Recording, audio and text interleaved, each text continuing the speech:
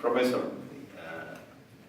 Muhammad Munir, the Vice President of the International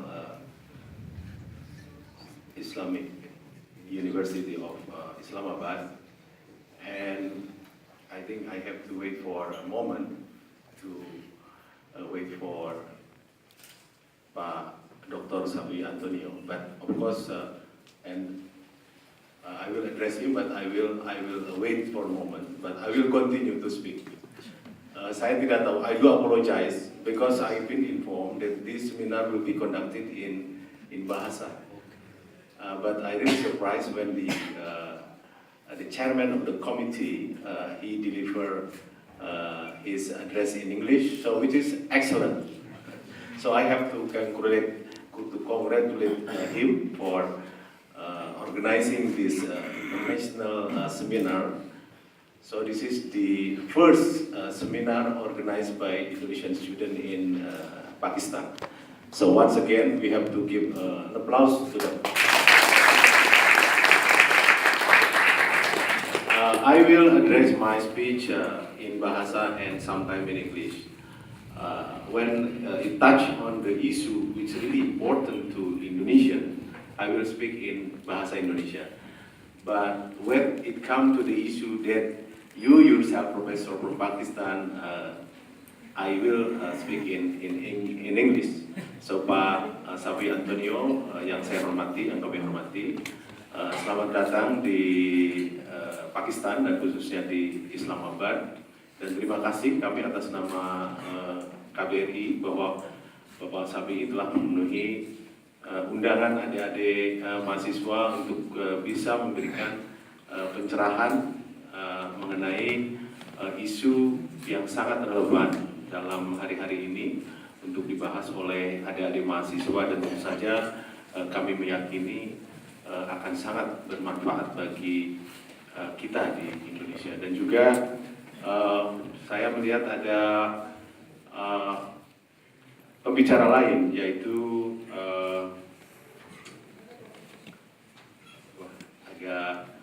agak messy nih Pak, mohon maaf. I do apologize for a little bit messy on this. So the other speaker is Ibu Evilita Andrini. Ya, Ibu atau Mbak? Professor, she's Evilita Andrini. She's one of the, I think she is the youngest speaker in this symposium, and she is the startup on the founder of OJC. OJC is the services sector in transportation, which is Syariah Gojek. You know Gojek. In Indonesia, Gojek is very famous even in the world. Now it's belong to the big company with very huge asset. So she is the founder of the similar business, which is dedicated to the Syariah business. So she will explain, I think, in how he start her business and how he manage and how even the response from the Indonesian public to her initiative. And then another speaker will be Andrea Sanjaya, founder of Grow. Pak Sanjaya mana? Belum datang? Oke. Kemudian juga I would like to welcome all the students who came from Middle East and Africa.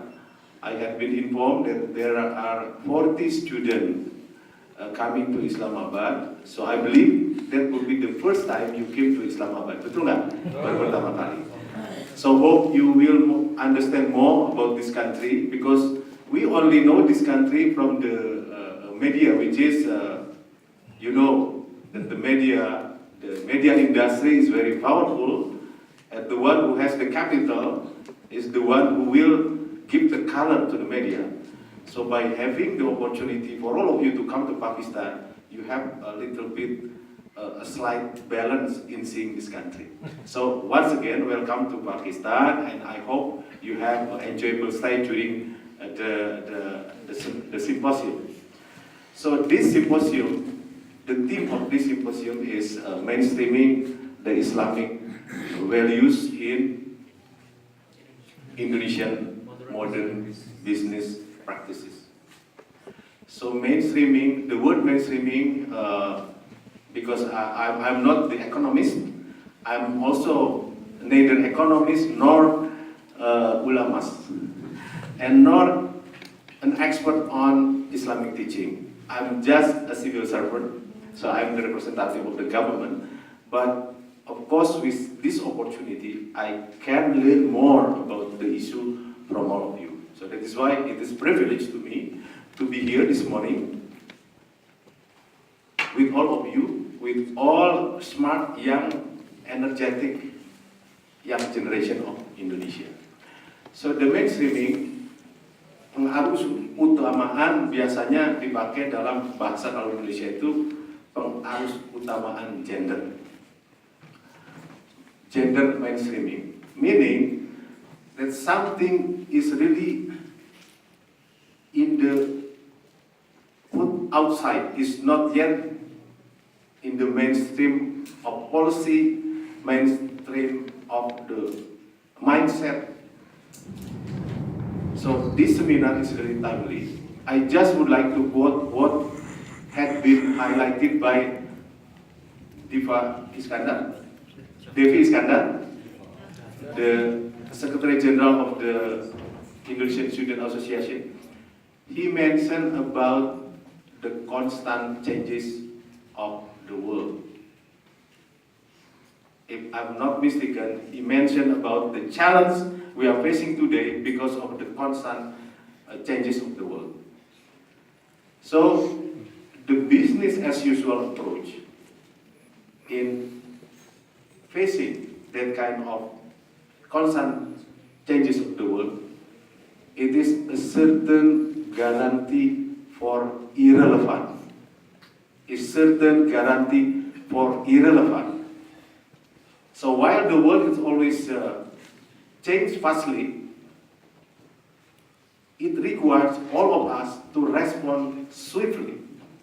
So now, back to the issue of mainstreaming the values. I will not talking about the debate on the theological, but I'm not an expert. I know we have Dr. Sabi Antonio. I always also closely follow his thought to the YouTube, thanks to the technology. One of the session he debated with which one expert from the Christian. It was aired in the TV one. It's very interesting. We know there is nothing wrong. There is no doubt in the right of the Islamic values. But the problem is how we implement in our daily life. That's the challenge. That's the challenge. So if we could translate those values into daily life, not only in the economic aspect, but also in daily life, then our belief to the teaching, to the values, to the beliefs will be stronger and stronger. So the problem of us, why all of you choose the theme of the mainstreaming, because we are fully recognized that this principle, this value is not yet in the mainstream of our policymakers. So that's the very challenge on how to bring this value into reality, into practicality, so as to give a benefit to humankind, regardless the religion. If we believe that Islam is rahmatan lil alamin, then we have to project this value to all aspects of life. So I will quote, because Pak Muladi is the student of the International Islamic University. he translated the book of the president of IIU. Let me see. The title of the book was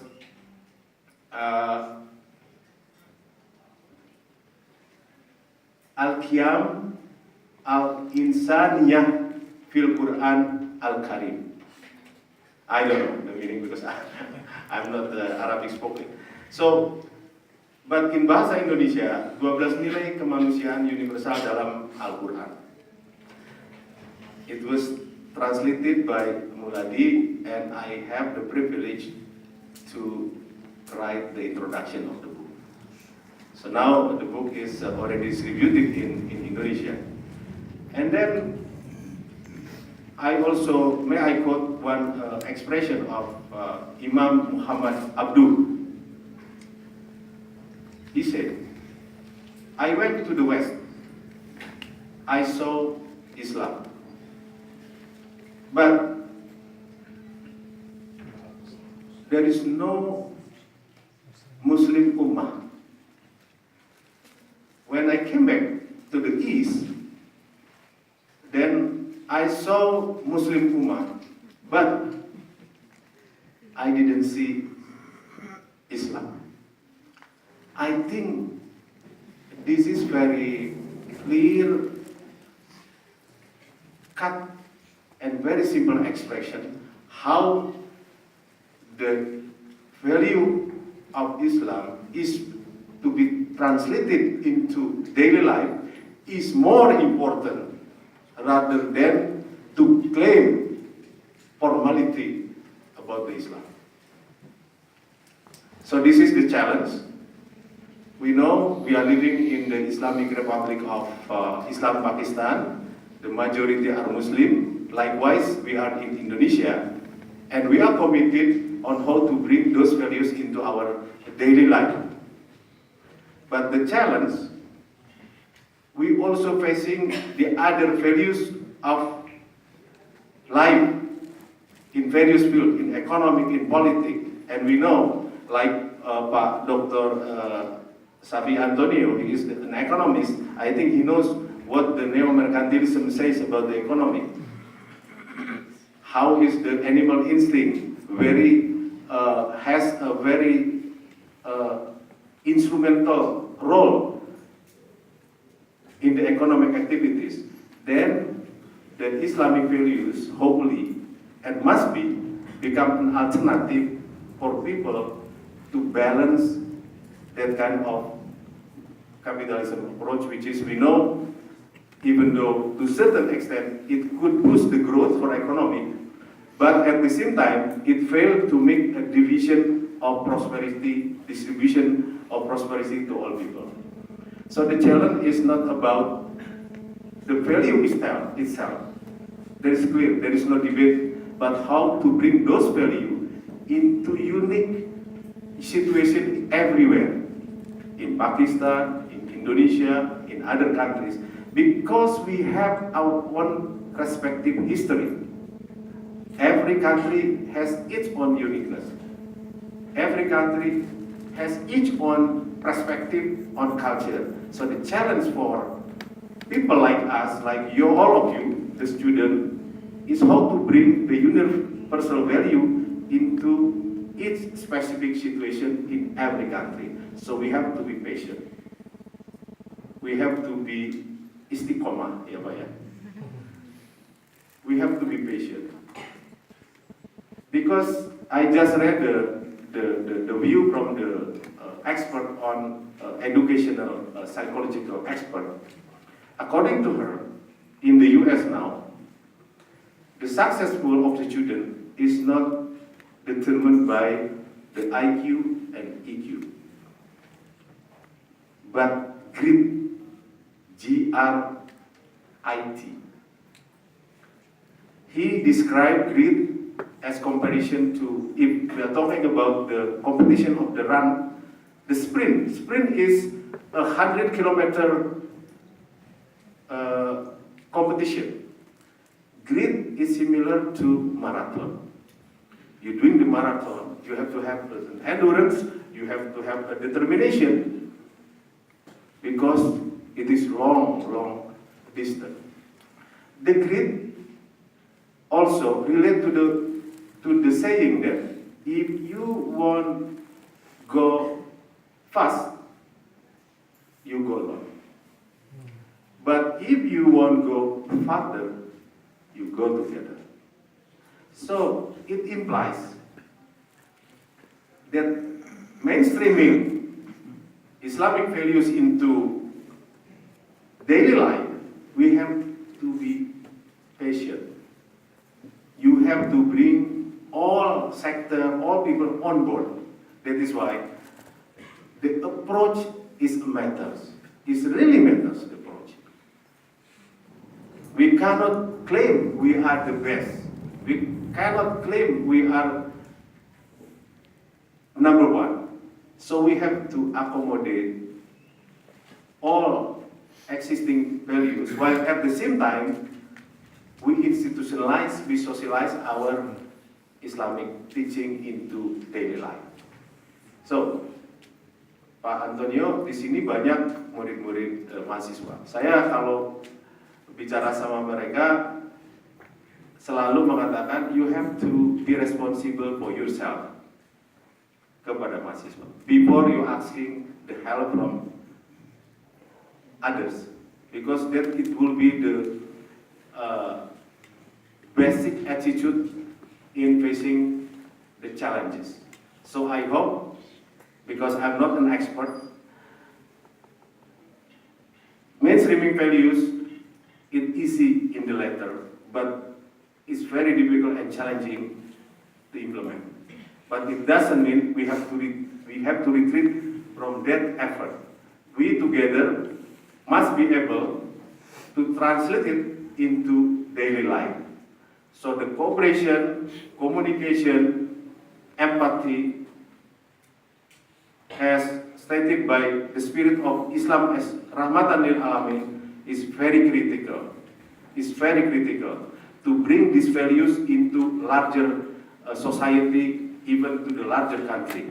So we in Pakistan now is a Muslim country. In Indonesia, we are also the biggest. And even India is the third biggest, because India hosts 200 million Muslims. So in Turkey and everywhere in Malaysia. And if we are talking about the implementation, the percentage of Islamic banking in Pakistan, I think a little bit more higher than Indonesia. But if we compare Indonesia with Malaysia, Malaysia even higher than Indonesia. That's according to the OJK. OJK is apa ya? Otoritas Jasa Keuangan. So the Finance Services Authority. So they made a report about the level of implementation of the Islamic Sharia system, and unfortunately, in our country, in majority of Islamic country, we are still dominated by conventional or mercantilism system of economy. That's really a challenge. We know all of us a challenge, but maybe we have to move forward. But the most important thing, we have to formulate the right approach, the acceptable approach, so as to, for other side, not to interpret the effort as a threat. That's very important. So I think this is as an opening statement.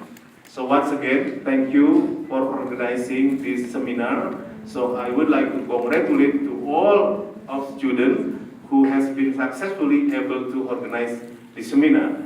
So with the attendance of 40 students from Africa and Middle East, I consider it's very successful. So once again, I give the word to all students. And of course, to the Vice President, I really appreciate the way you accommodate the student. So your help, your assistance is really unvaluable. So thank you again on behalf of the Indonesian Embassy to the International Islamic University by providing this the building for organizing the event. and to Pak Antonio and to other speaker. Welcome to Pakistan, and I hope you find something unique and enjoyable during your stay in Pakistan. So thank you once again. With this, I would like to officially open this international symposium. Bismillahirrahmanirrahim. Well, and now I kindly request with Dr. Muhammad Munir. Because I didn't inform by the committee that the way to open the seminar must be. I kindly request Dr. Muhammad Munir, Dr. Muhammad Shafi'i Antonio, Ms. Evelita Adriani, Mr. Musrifun, Mr. Ajib Munasik, and Mr. Denny Ribasuki to please come on the stage and join our ambassador for opening and photo session.